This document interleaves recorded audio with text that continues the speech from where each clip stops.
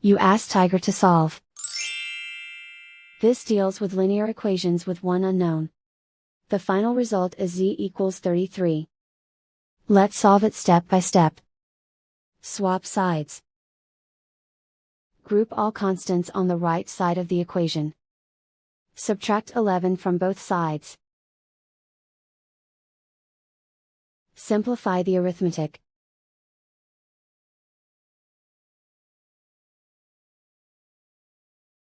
Isolate the z. Multiply both sides by inverse fraction 3/2. Group like terms.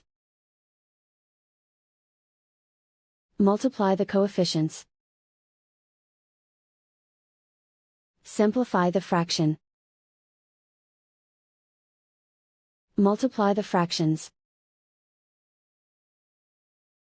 Simplify the arithmetic. And so the final result is z equals 33.